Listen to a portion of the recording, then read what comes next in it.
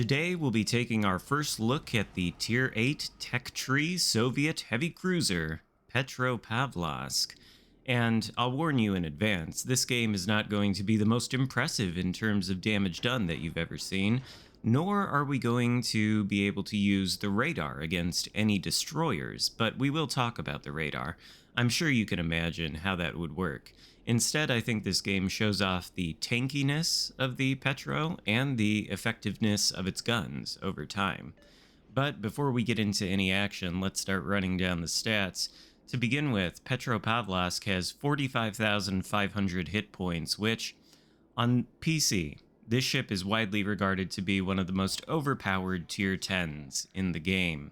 And when it was translated to Legends, obviously the HP was nerfed by a lot. 45,500 is really not a lot, although this ship is tanky, so it can survive for quite a long time. The guns, on the other hand, feel exactly like they do on PC to me.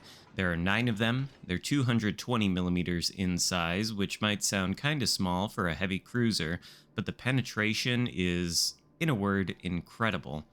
They have a range of 17 kilometers on my current build, and at the end of this video, I'll show you exactly what my build is. I'm actually using Makarov, and we'll talk about that in a little while. The reload time on these guns is 14.5 seconds, and I've got the turret traverse down to 28.6 seconds. I found that I really needed to build into the turret traverse, which is primarily why I'm using Makarov. Otherwise, the turret traverse speed was just far too slow. I think it's like a base of 45 seconds, which is exceptionally slow. And without Makarov, I had it down to like 38 or so, which was just a little bit unwieldy. Now, these turrets do rotate 360 degrees, so the extra long turret traverse might not bother you, but I found it to be a little bit of an issue. HE shell damage is kind of unimpressive. It's 3,050, and the fire chance is 14%. The AP, though, is what this ship is all about. It's got a maximum AP shell damage of 5,750, which is honestly not that much higher than, say, the Baltimore, but it also happens to have improved penetration angles, and as you can see here, versus this Suzuya, it absolutely shreds any kind of cruiser that gives it not even flat broadside, but enough broadside for its AP shells to pen. You can see we get a Citadel even on that angle, and this Suzuya is well on his way back to port. This AP is, in a word, amazing. It retains a lot of penetration even at long distances. Like Petropavlovsk can actually Citadel battleships, certain battleships, across quite long distances. Think the more lightly armored ones, for example, like the British, or perhaps the French, if the French turtleback doesn't prevent it, maybe the Americans. Sometimes at range, the shells against heavier armor will shatter, but you can see citadels on battleships, even at long range. However, if you are going to be fighting a lot of battleships, and you can get up close, say within 12 kilometers or so, these guns will shred the broadside of anything that isn't German, and they'll shred that too, they just won't get citadels. Like you can see here against this Musashi, who's kind of angled away from us, and rather far, that the AP is actually getting some shatters on his broadside, but it is still penetrating. Another thing to keep in mind about these guns is that they have the Soviet gun ballistics, so the shell arcs are very, very flat, and if you're going to be aiming at stuff like superstructure on a kiting battleship, I found that you really have to aim a little bit higher than you think you do, otherwise the shells are just going to fall short and go into the water due to their very flat trajectories. The AA defense on the Petro is okay. It only has 2 sets of AA guns, but they both do over 150 DPS per second, and I have been able to take down quite a few planes with this. You can, if you want to, switch out the sonar for the defensive AA consumable, but I don't know why you would ever do that, because the sonar is going to be useful in practically every game, whereas the defensive AA consumable is only maybe going to be useful if there are CVs. Maneuverability on this thing is not great. It handles like a brick. It's got a top speed of 32.5 knots with my build, 990 meter turning circle, which is frankly approaching Grosse Kurfürst levels, and an 11.6-second rudder shift, so there's no way you could ever accuse this thing of being agile, and you should absolutely not build to try to make it agile, because that's not what this ship is about. The detectability by sea with my build is 11.7 kilometers, and that's significant because that's the same range as the radar, which lasts for a duration of 20 seconds. That means anytime you are not spotted and you suddenly become spotted by an enemy destroyer, you can know that it's right within your radar range and you can deploy the radar to spot it. Also, you know exactly whether you are covering an entire cap with your radar or not because it matches your concealment. Honestly, I think that is a little bit overpowered. I don't think it should be allowed to be quite that concealed. The armor on Petro, though, is fantastic for a cruiser. It does have a large plate on its bow and stern that is overmatchable, 25 millimeters, but it's also got an icebreaker along the bow, and along the waterline in the rear, it has an armor plate that extends not quite into a full icebreaker, but enough to bounce shells. The icebreaker thickness is 40 millimeters, by the way, so no chance of overmatch.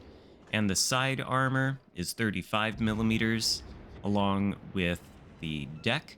So this thing can bounce quite a lot of battleship caliber shells, and its deck armor can't even be overmatched by the likes of Yamato or Musashi.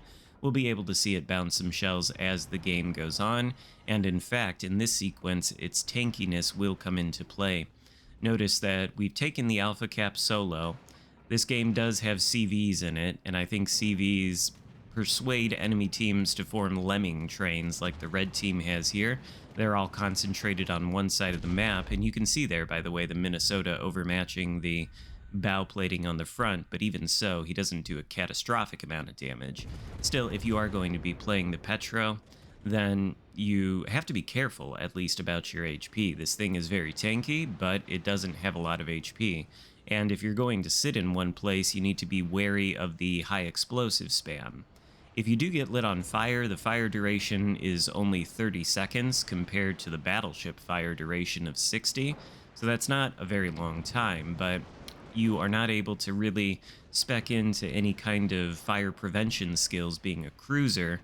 So if you do get lit on fire, then you DCP, and then you get lit on fire 2 or 3 more times after that, you can lose a lot of hit points very quickly. So you certainly don't want to be sitting still and just trying to bow tank the HE spam, because eventually you will be melted. Although there are quite a few cruisers in this game who wouldn't be able to penetrate, for example, your deck armor with their HE, but heavier cruisers, sort of like the Hipper and others, I think they would be able to. So it's, you know, it's crucial to keep yourself safe. It's much better at keeping itself safe against AP than it is HE. Another thing is the Citadel on the Petropavlovsk is extremely exposed. In fact, the Petro in this game benefits from the same nerf as the Petro on PC. A while ago, the ship used to sit so low in the water that there was barely any freeboard peeking up beneath the waves, you know? So what they did in order to address the difficulty of actually even really hitting the ship is they raised it several feet in the water. So if you look, you can sort of see where the paint on the ship ends and it turns into that rusty brown color, you know, in the hull beneath the waterline. You can sort of see that peeking up over the waterline, and this ship looks like it sits higher than maybe it should, given where that line is on the water. And that's because they raised it to make the Citadel a little bit more easily accessible.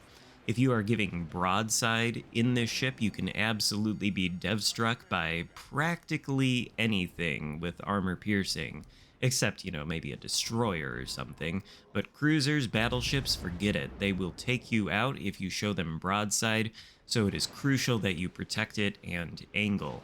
And you can see here what the HE from the Seattle is doing to us. It's taken most of our HP compared to the shot that the Minnesota got on us earlier, but the Hipper, well, he's decided to essentially give up now. We weren't able to take him out. It does look like his turtleback armor was actually preventing us from citadeling him, and he got his torpedoes off, but there's no way they're going to hit us. So now that just leaves, I think, the Seattle, the enemy aircraft carrier, and the Minnesota left. Minnesota is on full HP, so that should give us a good demonstration of the efficacy of Petro's AP, and also Petro's armor. We're going to just sort of full send it at the Minnesota now that we've got our last heal off of cooldown. That's going to get us up to around, I think, 30,000 HP. And so long as we maintain proper angling to the Minnesota, we can mitigate a lot of the damage he throws our way with his armor piercing. We're making sure to aim up into his superstructure because he is slightly angled, and we're going for those juicy pens. You can see that we do get a lot there. We get about 7k. And one thing about these Petro guns is that as long as you aim them on places on a battleship that they can penetrate at distances like this, you will find that the damage is quite consistent and quite reliable. We sort of forgot about the Seattle as we pushed out, so we want to make sure we're not giving him flat broadside. His AP is nothing we should underestimate. It's American, so it's dangerous, even if it is a little bit smaller caliber. We sort of miss him there with our shot, but one of our teammates hits him, and he's almost on no HP. We're going to take one more shot at him as he almost commits to the turn, but not quite. We adjust our aim in order to get some hits, and you would think, he's got no HP left, so he should be dead, but he's still alive. In any case, we can't worry about him for too much longer. One more shot from one of our teammates is absolutely going to take him out, and the Minnesota is trying to give us broadside, so we're going to try to capitalize on that. Although I think we do come up a little bit short there. We get a lot of penetrations, but no citadels, and the Minnesota manages to get turned away. But he has lost the majority of his HP under focus fire from me and my teammates, and I think he's going to eventually return fire at us in sort of an effective way. Here we go, he's just shot, and you can see as we angle properly, he gets no damage. His shells simply bounce off our armor. They get a couple penetrations into our superstructure for minimal damage, but for all intents and purposes, we might as well be a battleship for as well armored as we are. And there, with the only one gun there, you can see the consistency of that AP damage, penetrating and taking the Minnesota down. We're up to 130,000 damage done, which this ship is capable of much more than that, but because the reload time is kind of slow and because it really excels at shooting AP, I think you need to be alive for the entirety of the game in order to get the most out of it. Although if you can get close to something, like a battleship within 12 kilometers or so, and you get its broadside, you can do devastating things to it. I've hit Yamatos over and over for salvos in excess of 20k when they were giving me broadside. Iowas too. All kinds of battleships, especially the British. This thing absolutely shreds. It is an excellent ship. It is maybe a little bit too good. I kind of question the wisdom of nerfing its HP and putting it down at Tier VIII, but maybe if they kept it exactly as it is on PC and put it at Legendary tier, it would feel a lot more overpowered. As of right now, I think it feels incredibly strong, but there are some definite weaknesses to it, and the lack of HP does make it easier to dispatch than it is on PC. I've played this ship and I've played against it quite extensively on PC, so I see what Wargaming was doing in trying to nerf it, and I think in some ways they've succeeded. It's not maybe quite as overpowered as it is on World of Warships PC, but it is a free-to-play tech tree ship, and it's well worth grinding. The radar is insanely powerful, despite the fact that we didn't really get to use it here. The guns are excellent. They have fantastic penetration angles, and they do a good amount of damage, although I think you could build more offensively. In any case, before we end this video, I'll show you my build. We've got for module selection, aiming systems, propulsion, concealment, and the range mod, and that is because with the reload mod, our turret traverse is absolute trash, and I couldn't abide by it. We're using Makarov as well, with Mikawa and Yamamoto as inspirations. We've got Ingenious, we've got Intuitive, we've got Sponge, and finally we've got Steer Clear, along with Fully Packed in the legendary skills. I think this commander works pretty well, mostly because of the turret traverse. That's why I've chosen him. And, well, I think you could go with Kuznetsov or some of the others and do just fine, so long as you can look past the terrible turret traverse. In any case, I hope you enjoyed the video. If so, give it a thumbs up. Let me know how my voice sounds in the comments because this is a new mic, if you're wondering. And I'll see you next time. Goodbye.